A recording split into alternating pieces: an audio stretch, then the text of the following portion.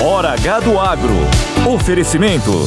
Consórcio Magi, Volkswagen Caminhões e Ônibus.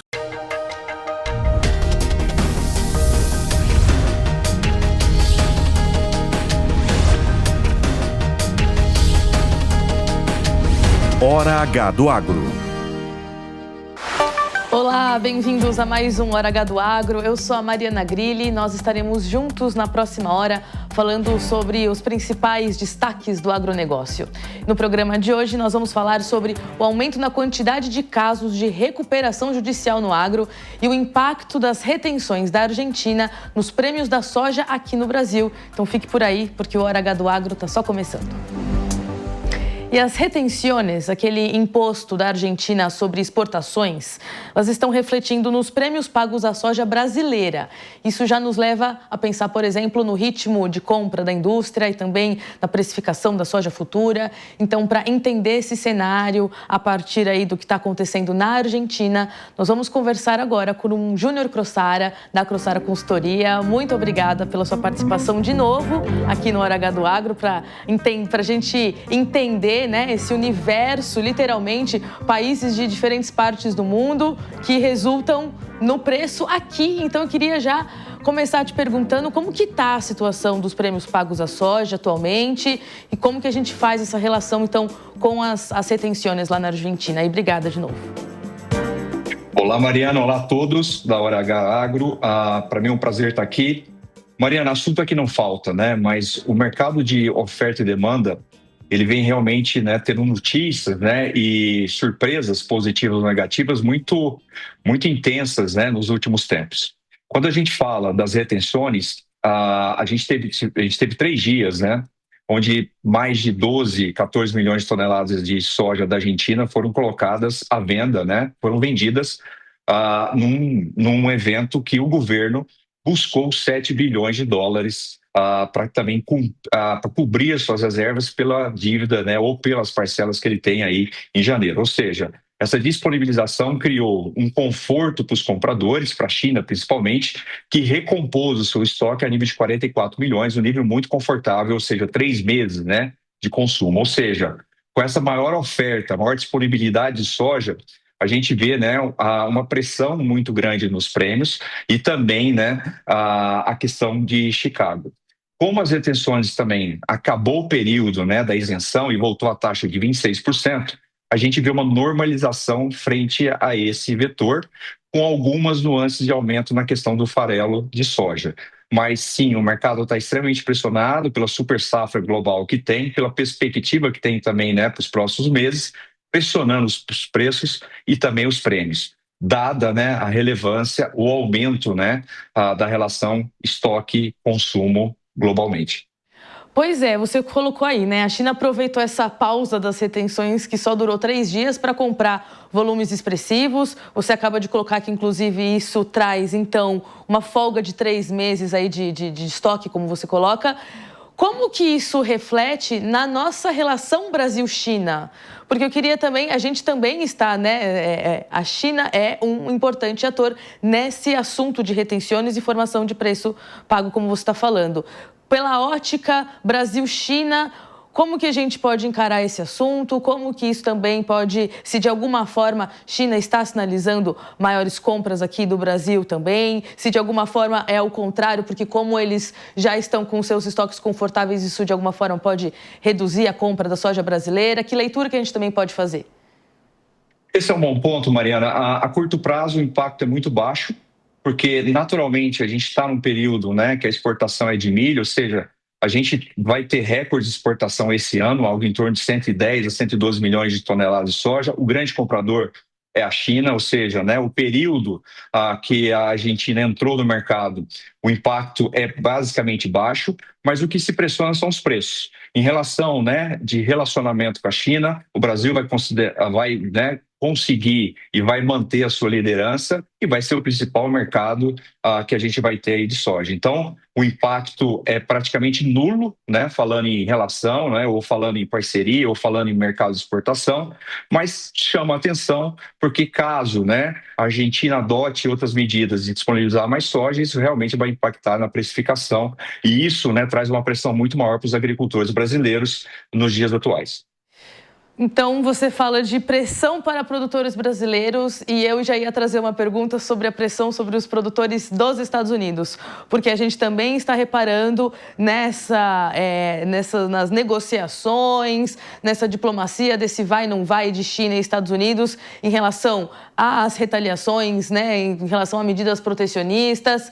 E aí me parece que, pelo que a gente tem visto em notícias bem recentes, os agricultores americanos estão se sentindo muito prejudicados, né, nessa relação Estados Unidos-China, e o Trump está sinalizando que vai ajudar esses agricultores norte-americanos, né?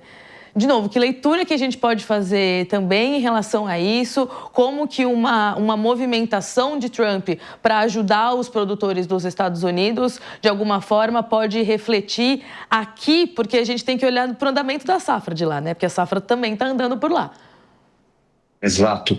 É uma safra, né, a segunda maior, só não do ano passado, 117 milhões de toneladas, uma redução diária, né, a produtividade média é muito boa, mas uma redução diária já é feito, né, Mariana, disso que você trouxe, né, para nós, ou seja, né, do custo, né, ou da inviabilidade muito forte.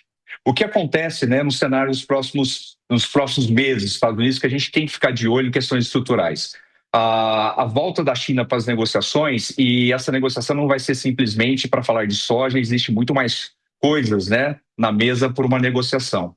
Caso essa negociação avance, com certeza o Trump, como soltou, né, nessa semana, ele vai levar a soja como carro-chefe da negociação até para abrir. Isso daí compete mais com os nossos, né, interesses também. Então, a gente vê uma possível, né, evolução nas negociações, mas com uma China, falando em soja, muito confortável numa negociação, e é lógico que ela vai querer negociar mais itens, né, nessa rodada. No ponto do agricultor americano, há uma grande apreensão. O subsídio, né, que já é feito via política, né, esse aumento ou esse adicional, pode sim amenizar, mas não soluciona uma questão estrutural deles. A gente tem que lembrar, gente, que o aumento, né, de esmagamento também foi um alívio, né, para o produtor americano na produção aí de biocombustíveis e também na questão de farelo.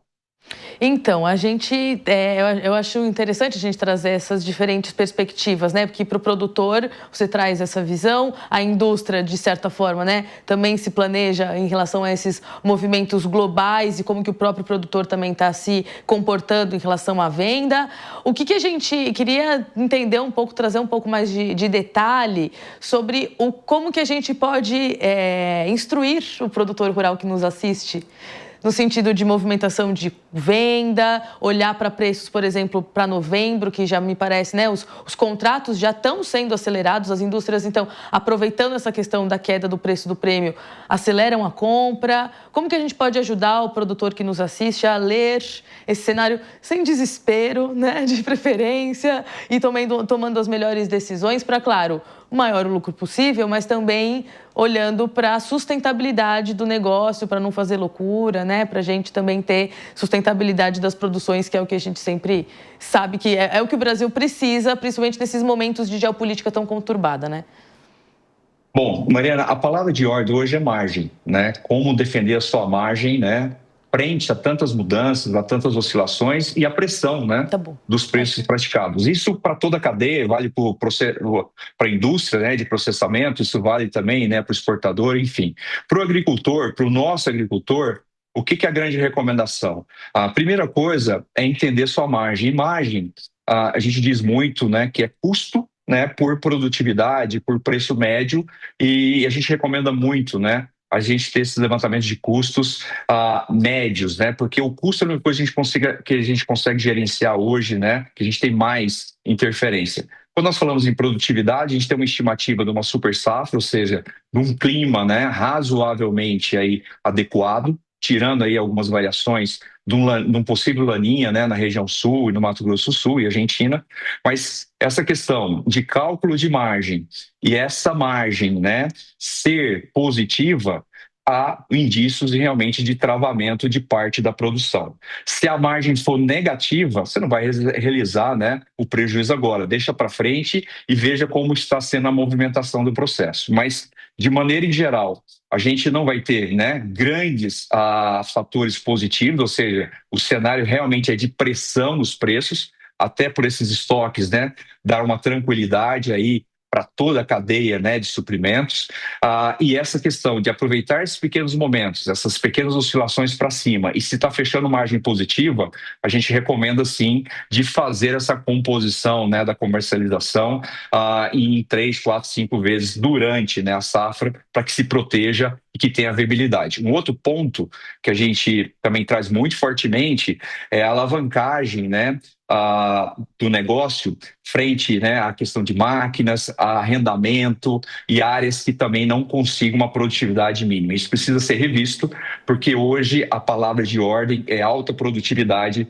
para tentar ter margens positivas. Baixas produtividades ou médias, realmente isso impacta bastante na viabilidade do negócio. Perfeito, perfeito. Vamos continuar monitorando, então, inclusive, você tendo outras leituras, é bem-vindo voltar aqui sempre que quiser e que puder, viu? Obrigada, Júnior Crossara, consultor de agronegócio, nos ajudando a ter essa leitura da geopolítica, da comercialização e do preço da soja aqui dentro. Obrigada, viu? Muito obrigado. E uma pesquisa com mais de 4.000 pessoas em todo o Brasil no mês de setembro mostrou que a parcela da população que reduziu o consumo de café atingiu o patamar mais alto de um levantamento realizado bianualmente desde 2019, o que pode estar associado à disparada recente dos preços do grão. O Fabrício Tonegutti, especialista em direito tributário pela Fundação Getúlio Vargas, comentou o estudo encomendado pela Associação Brasileira da Indústria de Café, a ABIC, ao Instituto Axos. A ABIC, a Associação Brasileira de Indústria de Café, é uma referência no setor cafeiro e mantém há anos vários estudos e indicadores que espelham, que refletem o mercado nacional. Segundo os dados mais recentes, que foram divulgados agora, em setembro de 2025, 24% dos consumidores, isso é quase um quarto de todos os consumidores, eles declararam ter reduzido o consumo de café. E esse é o maior percentual já observado desde que esse estudo começou a ser feito. Além disso, quase 4 em cada 10 consumidores, 39% deles, afirmaram que para enfrentar a alta passaram a optar por marcas mais baratas. E isso é mais do que o dobro que foi identificado no índice quando essa pesquisa foi feita em 2023. No varejo, que é o segmento que responde por cerca de 73% a 78% do mercado interno de café, houve uma queda de mais de 5% nas vendas no comparativo entre janeiro e abril, agora de 25, quando a gente confronta com janeiro e abril de 24. E o que explica isso? Bom, é simples. A verdade é que o preço do café disparou. Segundo índices do IBGE, entre abril de 24 e abril de 2025, o café ficou cerca de 80% mais caro. E aí, bom, tudo tem um limite, né? E parece que esse foi o limite para a expansão do consumo do café no Brasil. 80% ficou caro demais. Com esse cenário, o consumidor já reagiu. Ele começou a preparar mais o seu cafezinho em casa, passou a ir menos para as cafeterias, a frequência caiu de 51% para 39%. E ainda no supermercado, o consumidor acabou migrando de opções mais caras, mais premium, para opções para marcas mais baratas. É importante destacar, embora tenha havido uma retração no volume, em 2024 o consumo total medido em dinheiro de novembro de 23 para outubro de 24, isso teve uma leve alta de 1,1%, ou seja, a gente consome menos quantidade, mas acaba pagando mais por isso. A gente está num limbo entre um custo alto e um desejo constante. Esse é o momento ideal para refletirmos. O café pode até estar sendo consumido com menos volume, mas está longe de ser abandonado. O consumidor está reagindo com estratégia.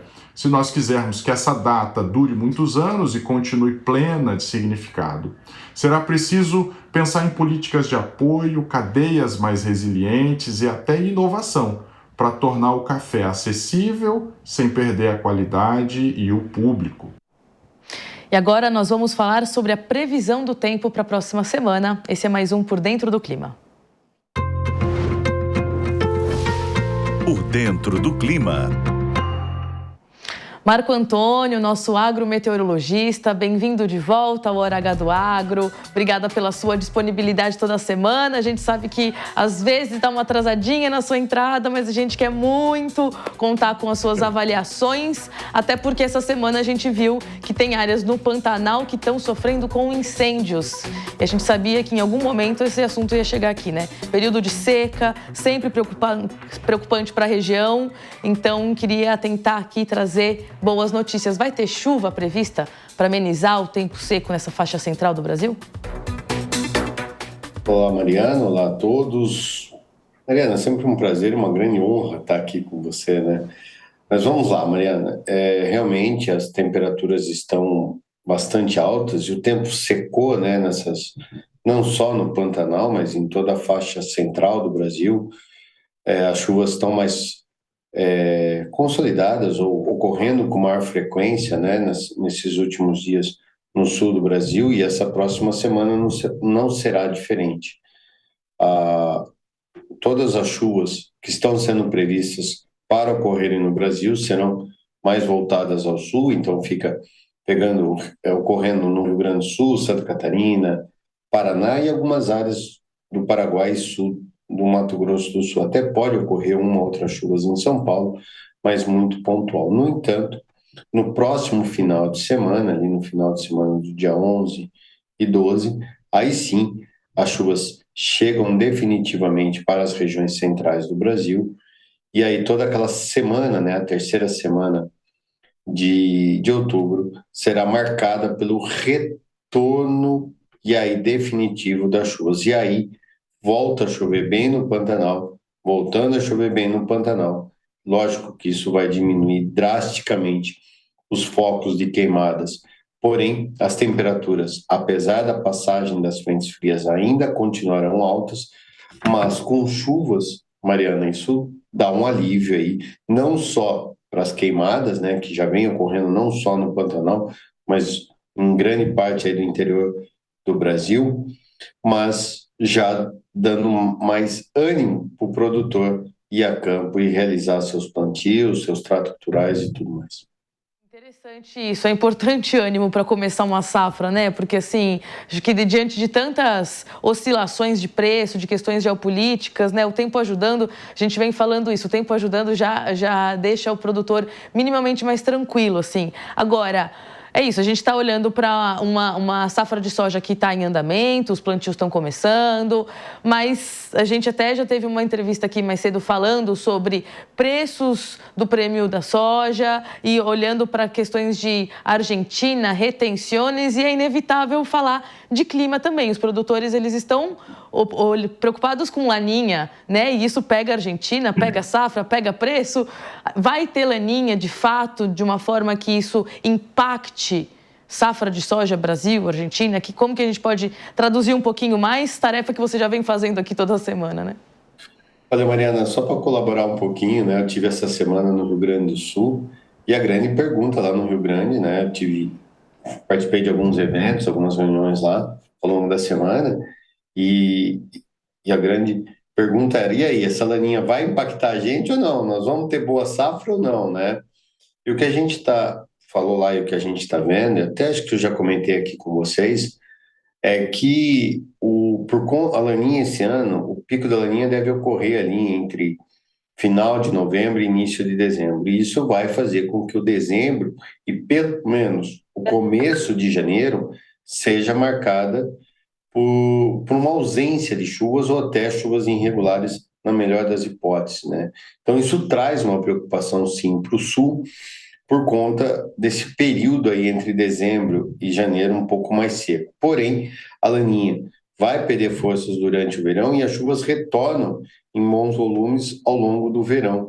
E isso traz uma tendência de que, mesmo com essas secas no sul, em especial no Rio Grande do Sul, como ela vem muito cedo, já na fase vegetativa da soja, isso não deve trazer grandes problemas, como aconteceu nessa última safra, que ela ocorreu entre janeiro e fevereiro, pegando justamente a fase reprodutiva. Esse ano, essa safra, né, a tendência é que ela pegue a fase vegetativa, e a gente sabe que a soja, na fase vegetativa, se der uma seca, ela não é tão prejudicial. Então, nós acreditamos ainda, Mariana, que mesmo com a laninha, o sul vai ser beneficiado.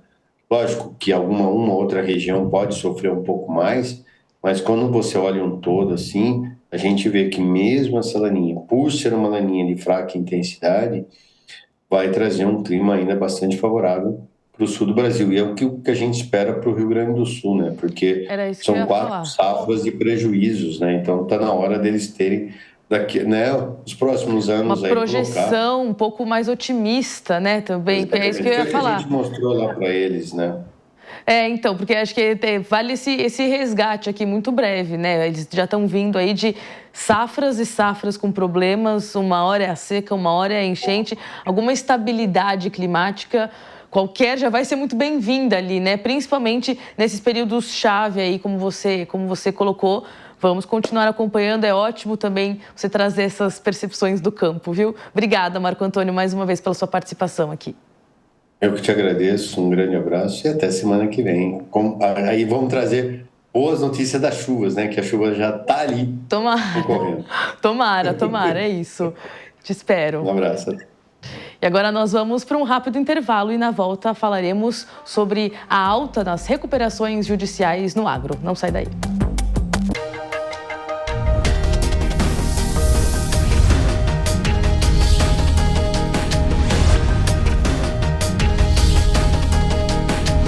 Hora H do Agro. Nunca foi tão fácil levar um Volvo para a garagem. Chegou o Volvo Car Consórcio. Com ele, você conquista seu 0 km sem juros e sem entrada. Com créditos a partir de 300 mil em até 60 meses. E a taxa administrativa de 10%, a menor do mercado. Até 320 contemplações já nos primeiros 2 anos. Volvo Car Consórcio. Um caminho seguro em direção ao carro dos seus sonhos. Visite uma concessionária ou acesse volvocarconsórcio.com.br. Muita gente acredita que a aposentadoria está garantida e a tranquilidade vai vir no futuro. Mas a verdade é que depender apenas do INSS significa viver com pouco, contando moedas para pagar contas e remédios. A boa notícia é que existe outro caminho: aprender a se organizar financeiramente e investir de forma inteligente, mesmo começando do zero. E é isso que eu vou mostrar no workshop exclusivo O Fim da Aposentadoria, nos dias 27, 28 e 29 de outubro. Serão 3 noites ao vivo no Zoom comigo para você entender sua situação atual, descobrir os tipos de investimentos, encontrar o seu perfil de investidor e aprender a investir com segurança para nunca mais depender de governo, banco ou sorte. Garanta já sua vaga na Niu Cursos, niucursos.com.br. Vai, Torinho! Turismo de bem-estar, mas também com um pouco de aventura. É muito legal! Pati Leone visita Los Cabos, no México. Vocês viram que visual incrível! Um lugar para se aventurar e relaxar em praias paradisíacas de tirar o fôlego. A cor do mar de um verde excepcional. Mala pronta comigo, Pati Leone, hoje, 2 da tarde, na Jovem Pan News.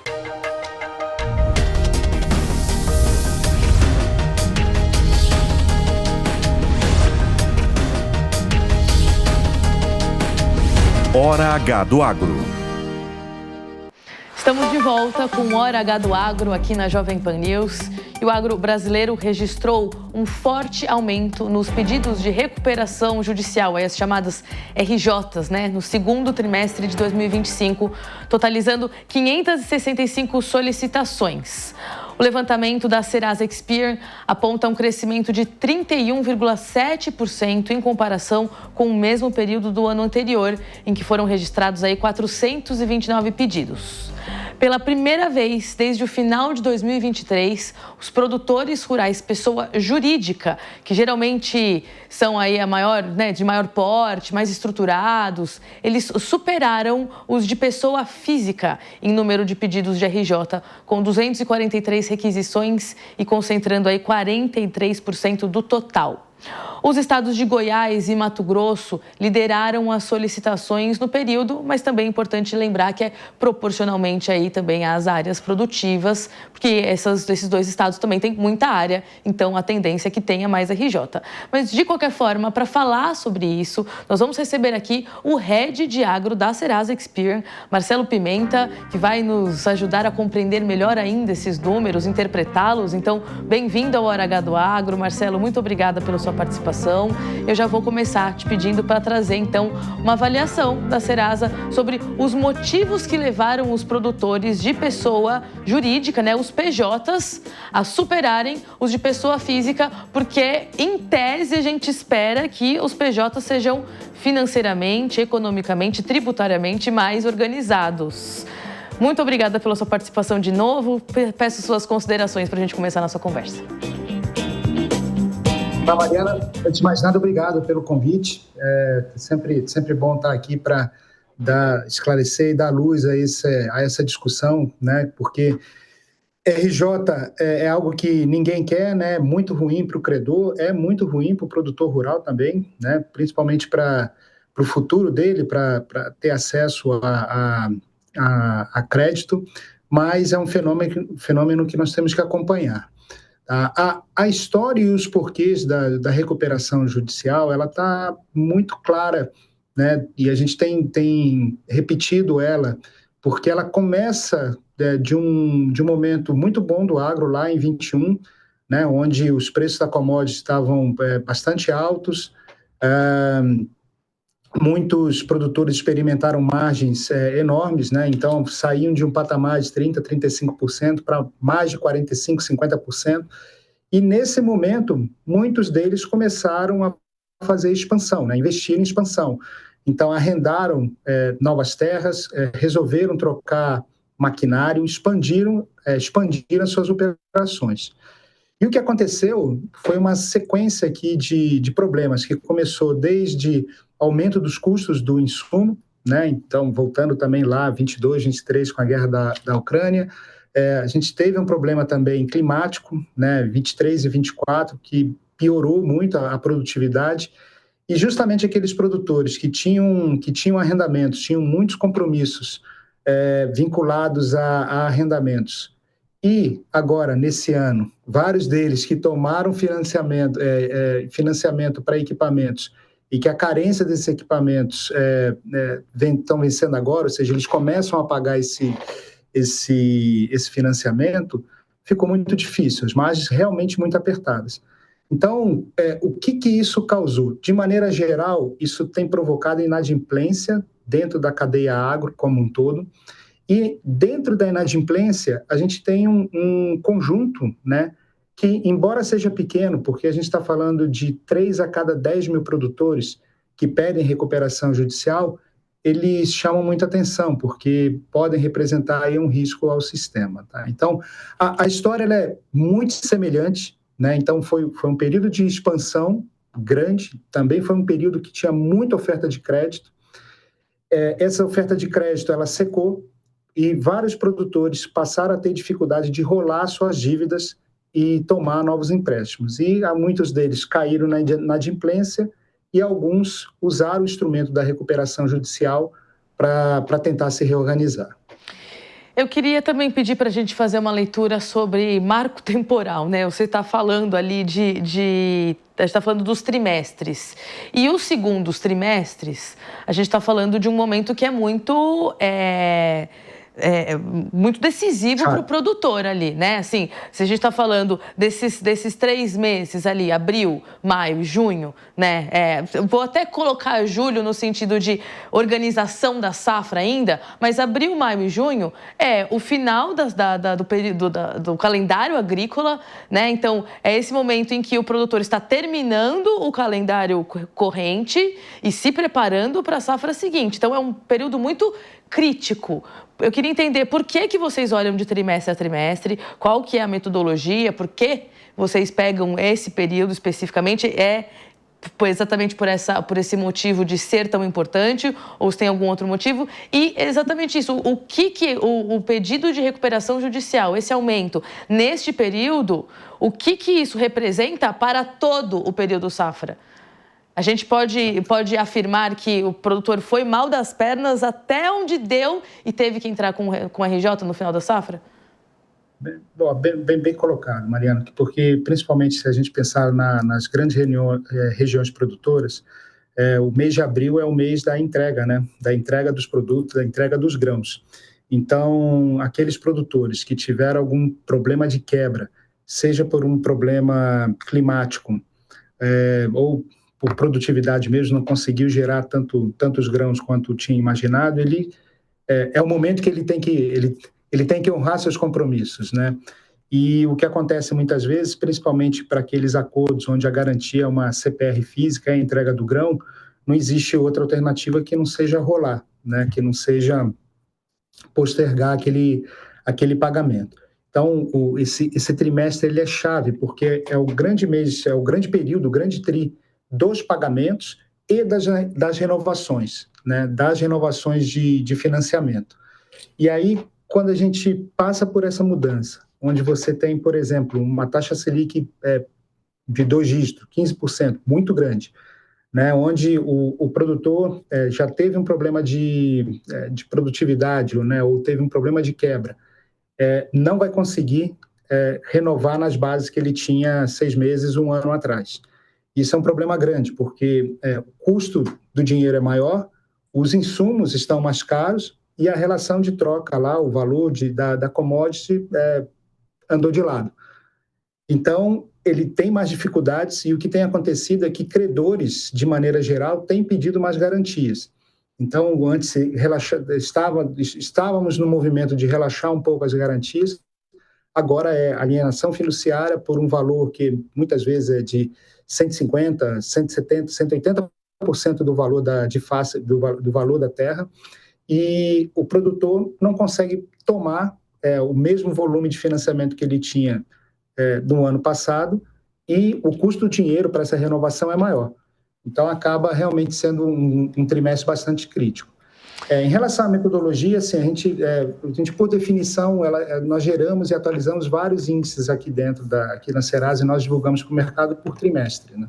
Isso também acompanha a divulgação das empresas listadas, então é uma prática que nós temos, e no caso do agro, ele casa bem com o final ali da safrinha.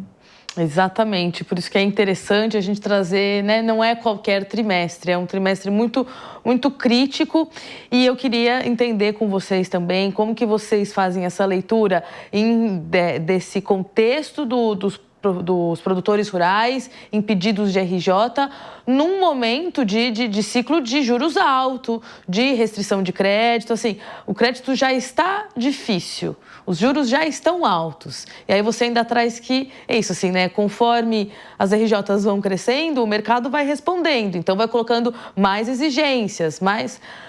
Como que vocês avaliam a saúde deste momento em que a gente está vivendo, né? A Serasa vocês fazem esse levantamento exatamente para também tomarmos decisões, né, com esses números. O que fazer? Eu queria entender um pouquinho qual que é o nível de preocupação e de gravidade que vocês olham, inclusive para um histórico até mais longo, né? Antes de 24, 23, esse histórico mesmo que você trouxe das safras, né? Qual que é o termômetro, a seriedade com qual a Serasa lida com esses números? Um dos motivos que nós passamos a estudar, a avaliar, a pesquisar e a divulgar esses números é justamente ajudar o setor né, e a revisão de políticas públicas para melhorar essa situação. Uma das grandes barreiras do crédito no agro é a questão da informação. Ainda existe muito problema de informação sobre a real condição de pagamento e de capacidade de produção de um produtor rural, porque boa parte desses dados eles estão espalhados em várias fontes. Então, por exemplo, um produtor pode usar recursos próprios, se ele usa recursos do Plano Safra, se ele faz um barter, né, ou se ele tem um financiamento direto, por exemplo, junto a um fundo. A gente está falando de dados na CVM, a gente está falando de dados em registradoras, como a SERC, a gente está falando de dados em birôs, né, como a Serasa e outros birôs, que precisam ser consolidados e que dá uma visão única para esses credores. Então, uma das primeiras barreiras que existem é uma barreira informacional. Então, uma das brigas que nós temos, né, e assim, uma das coisas que nós temos estimulados o debate, principalmente as principais entidades do agro, é a questão de você ter um birô verde, um local onde você tem as informações de maneira segura, mas transparente do que de fato está acontecendo na vida financeira do produtor rural ou daquela empresa rural. O segundo passo é você ter instrumentos, e hoje, felizmente, isso está cada vez mais disponível e mais barato, é ter instrumentos tecnológicos para poder acompanhar a produção. E aí se antecipar a problemas e, principalmente, orientar o produtor quando pode ter um problema, seja um problema climático ou outros tipos de problema na safra corrente. Então, esse é uma outra frente onde tecnologia ajuda a gerar dados, né, quase em tempo real, para que aqueles credores possam acompanhar os empreendimentos e os financiamentos que foram feitos e aí fazer a sua gestão de risco. E existe um terceiro ponto, que é um ponto de vista legal também, que a gente tenta estimular e mostrar como algumas barreiras que ainda existem do ponto de vista jurídico podem ser quebradas e solucionadas para facilitar e reduzir esse custo do dinheiro para o produtor. Né? Então, tem questões relacionadas ao patrimônio rural de afetação, tem questões relacionadas à cédula do imóvel rural, que podem ser utilizadas como instrumentos e meios de você particionar as garantias, por exemplo, da própria terra, né, do produtor, para que credores tenham acesso mais fácil. Então, é por isso que a gente constrói esse tipo de divulgação, para justamente trabalhar com esses decisores do agro. Importante a gente dar luz a esses números, exatamente porque você falou isso, né? Ajuda na condução de políticas públicas, né? A pensar a saúde financeira, a pensar essa inteligência de dados, porque se fala tanto no uso de dados para o agro, de máquinas agrícolas, né? Enfim, é importante também que os dados ajudem a gente a mapear a saúde financeira do produtor, inclusive antes que seja tarde demais, né? Marcelo, muito obrigada pela sua participação, pela sua disponibilidade. Fica aqui o convite para você voltar em outras oportunidades também. Obrigada. Eu que agradeço o espaço. Um abraço. E um projeto em parceria entre a Fundação Dom Cabral e o Instituto Clima e Sociedade tem pensado modelos e ações práticas para conferir celeridade à sustentabilidade no agronegócio. Uma das iniciativas discutidas é a precificação e a lógica de sistemas de comércio de emissões de carbono. O objetivo é assegurar que ações já realizadas no Brasil para a redução dessas emissões de gases de efeito estufa sejam reconhecidas corretamente. E para falar com a gente sobre isso, eu convido o professor da Fundação Dom Cabral Agroambiental, né, a divisão da Fundação Dom Cabral Agroambiental, o Fábio Marques. Bem-vindo ao Hora H do Agro. Fábio, muito obrigada pela sua disponibilidade. Eu queria começar perguntando para você qual que é o principal desafio, então, para se estabelecer um sistema de precificação de comércio de carbono que seja eficaz, acessível para o produtor rural e que a metodologia seja brasileira ou tropical e respeitada internacionalmente, né? Porque tem todos esses entraves aí. Obrigada, viu, de novo, pela participação. Muito obrigado, Mariana. É um grande prazer estar aqui com vocês. Olha, eu diria que quando nós falamos sobre mercado de carbono no contexto do agro, é muito importante a gente ter em mente que tem duas vertentes para esse tipo de inserção, né? A primeira diz respeito ao que nós chamamos informalmente um mercado regulado, né? Onde os agentes produtivos teriam obrigações legais para reduzir suas emissões. E o Brasil, inclusive, aprovou no final do ano passado o Sistema Brasileiro de Comércio de Emissões, que visa justamente fazer isso, determinar um limite de emissões para agentes produtivos e, a partir disso, permitir a troca de direitos de emissões entre esses agentes para que a mitigação ocorra de uma maneira mais custo-efetiva possível. Só que esse sistema não inclui o agro, né, por diversas razões. Na verdade, eu diria que aí nós temos também dois grandes grupos de causas, né? O primeiro é uma questão técnica, que é muito difícil.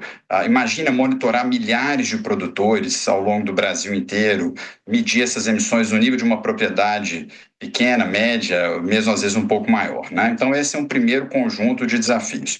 E o segundo é justamente uma questão de ordem política e competitiva. Acaba que o Brasil seria o único país do mundo com esse tipo de custo adicional para o produtor, e isso acabou que, numa discussão ampla no nível do Congresso Nacional, o país optou por, pelo menos por enquanto, não incluir o agro nessa obrigação mandatória. É um ponto que cabe diversas perspectivas, né? Cabem diversos pontos de vista, mas, por hora, nós não estamos regulados oficialmente como obrigação de redução de emissão para o agro. O que nós temos, Mariana, na verdade, como a oportunidade mais imediata para o produtor rural no Brasil é o acesso ao que nós chamamos de mercado voluntário de carbono, né?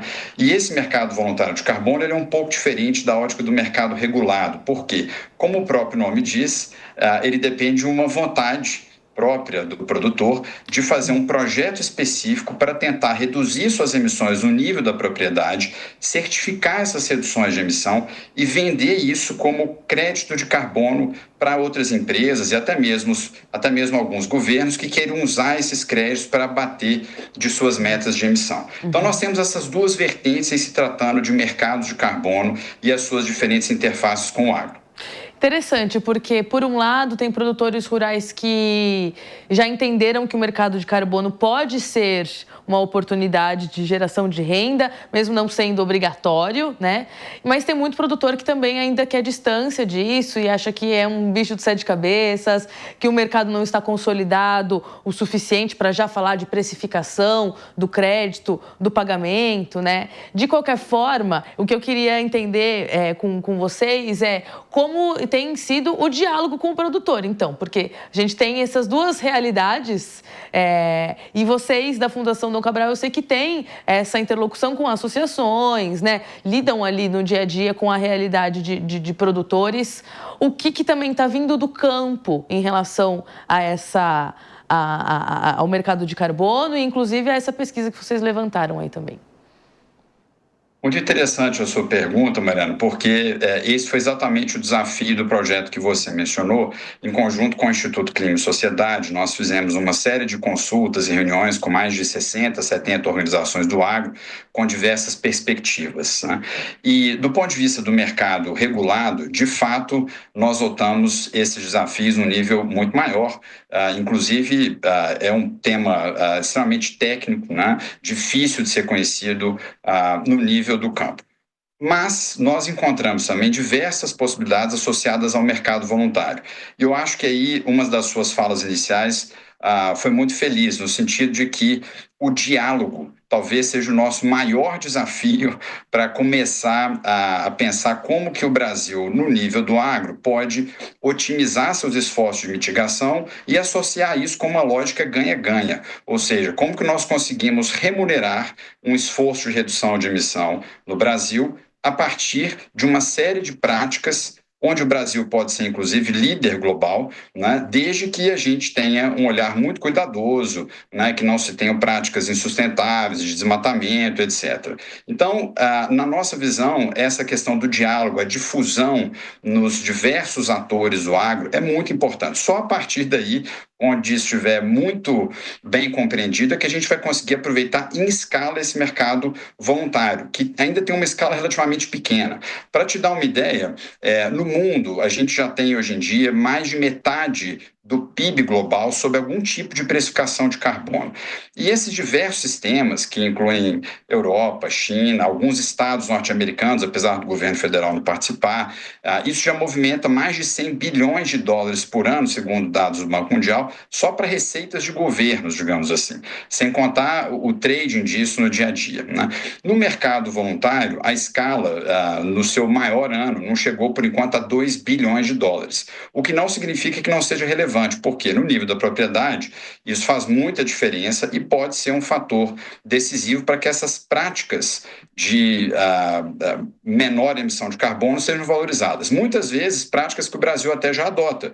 Por exemplo, nós temos tentado avançar de uma forma cada vez mais intensa com a agricultura tropical regenerativa, que tem um conjunto de práticas que vão desde o melhor manejo dos solos, fixação biológica de nitrogênio, integração lavoura, pecuária e floresta, onde a gente consegue, inclusive, remover carbono, né, por meio da fotossíntese e diversas outras práticas que podem ser valorizadas e alavancadas por este tipo de mercado, fazendo com que esse serviço ambiental cumpra essa função do ganha-ganha. Não é fácil, não é simples, mas é possível. O grande gargalo é justamente a questão do diálogo do ponto de vista interno, da difusão desse conhecimento, e do ponto de vista externo, Mariana, eu diria que a gente tem um outro enorme desafio como sociedade, como país como um todo, que é exatamente garantir que essas métricas, e diriam até taxonomias, definições, levem em consideração questões específicas, não só do Brasil, mas do sul global como um todo, e dos trópicos. Muitas vezes essas regras no nível global, inclusive desses sistemas voluntários, elas são feitas em países que não estão exatamente na mesma condição que nós estamos. Isso gera um desafio enorme, porque aquilo que já não é fácil de se explicar do ponto de vista conceitual torna ainda mais complexo na prática por, às vezes, faltas de referências que sirvam à nossa realidade. Ou seja, nós precisamos avançar também nessa frente externa de garantir uma participação cada vez mais intensa também na elaboração dessas regras, não só no consumo daquilo que já chega de fora para dentro para a gente. Sim, sem dúvida, sem dúvida. Eu queria entender um pouquinho o que vocês têm visto, então, nessas metodologias de medição, de monitoramento de carbono. A gente sabe, por exemplo, que a Embrapa tem, né, se empenhado muito em estudos ali para as medições de carbono, e isso, obviamente, conversa, né, com metodologia tropical. Tem a calculadora de mensuração ali de carbono na soja. Queria entender, então, dentro desse estudo que vocês fizeram com o Instituto Clima e Sociedade, o que vocês mapearam? Se existe algum mapeamento do que pode ser metodologia brasileira para avançar, como a gente precisa avançar, conforme você estava falando? É interessante porque o Brasil, inclusive, já tem várias dessas metodologias que são aplicáveis à nossa realidade, né? A Embrapa é exemplar nessa área, tem uma série de estudos muito interessantes, claro que podem ser melhorados, aprofundados, etc. Mas eu diria que, além de ter os modelos, nós precisamos também fazer com que eles sejam cada vez mais reconhecidos fora do Brasil como referências aceitáveis. E volto a dizer, não só para o Brasil, mas para outros países tropicais. Então, a gente tem um desafio que eu diria que ele é uma mistura de um desafio técnico com um desafio político. E é interessante, porque no mercado voluntário, Mariana, nós não temos oficialmente um governo para negociar por nós, né? Nós temos no Brasil, por exemplo, Itamaraty, que tem quadros super competentes, que atua do ponto de vista das negociações globais entre países, né? Esses critérios de mercado voluntário, eles não são feitos por estados, são feitos por organizações que precisam também ter mais abertura para que essa voz chegue até lá.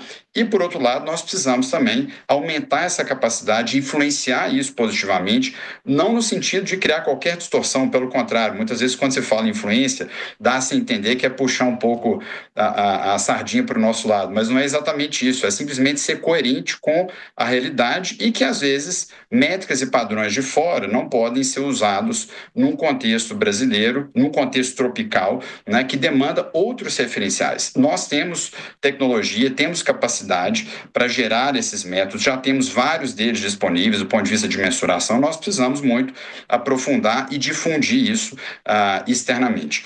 Uma das prioridades que foram elencadas nesse estudo, nesse trabalho que eu comentei com você, é justamente a criação de uma agenda público-privada de pesquisa e desenvolvimento, que passa pelo aprofundamento desse tipo de métrica, e uma outra prioridade foi justamente definir e defender com mais rigor essas taxonomias fora do Brasil, ou seja, para que a gente consiga não só desenvolver métricas e métodos que funcionem para a gente, mas que a gente também consiga exportar no bom sentido desses critérios, onde o Brasil é líder em vários aspectos, né? E aí é para isso que a gente também espera a COP acontecer aqui no Brasil, porque certamente esse assunto de mercado de carbono e metodologia, né, brasileira, tropical, reconhecida aos olhos do mundo, vai ser um ambiente perfeito, ou pelo menos é o que se espera, né? Muito obrigada pela sua participação, espero contar com você em outras oportunidades aqui, sempre bom ouvir também o lado da academia. Obrigada, viu? Muitíssimo obrigado, Daniela, sempre um prazer. E na sexta-feira, 3 de outubro, foi celebrado o Dia Nacional das Abelhas. Esses insetos são responsáveis por cerca de 90% da polinização das plantas com flores, como frutas, grãos e hortaliças. Isso mostra que sua presença é positiva tanto para o equilíbrio ambiental quanto para a produção de alimentos. Na prática, os benefícios são percebidos no campo. Um estudo conduzido pela Embrapa e pela multinacional BASF mostrou que a presença de abelhas nas lavouras pode aumentar a produtividade da soja em até 13%. Além do crescimento na produção, apicultores relatam também bons resultados na produção de mel. Em alguns casos, foi possível produzir o dobro da média nacional, com 50 quilos de mel por apiário. Vamos conhecer um pouco sobre o mel de soja com zootecnistas e produtores dessa novidade. O mel da soja, ele é um mel que está chegando no mercado agora. Ele é de uma cor extremamente clara, é de difícil cristalização. Quando ocorre a cristalização, ele apresenta cristais mais finos, diferentes de méis como os dos eucaliptos, que apresentam os cristais mais grossos. A gente começou a produzir e divulgar essa questão do mel de soja há pouco tempo, né? Mas é um mel que ele é bem aromático, é um mel que tem uma cor excelente e principalmente tem uma grande vantagem que ele não cristaliza, é difícil a cristalização. Então é um mel muito bom para se consumir como um mel de mesa.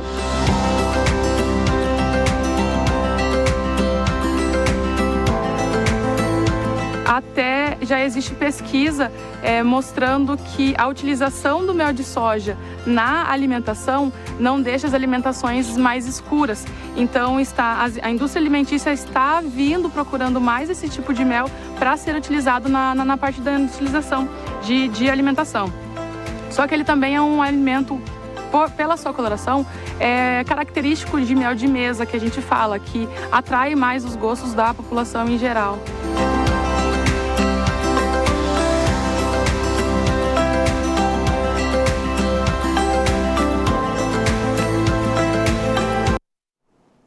A parceria entre as instituições tem validado protocolos de boas práticas no campo.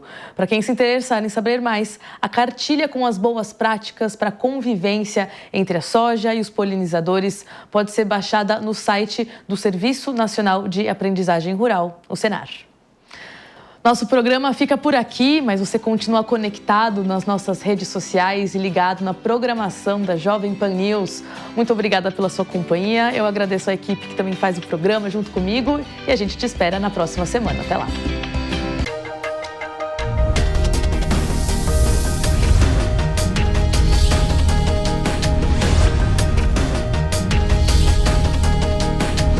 Hora H do Agro. Hora H do Agro. Oferecimento. Consórcio Magi, Volkswagen Caminhões e Ônibus. A opinião dos nossos comentaristas não reflete necessariamente a opinião do Grupo Jovem Pan de Comunicação. Realização Jovem Pan.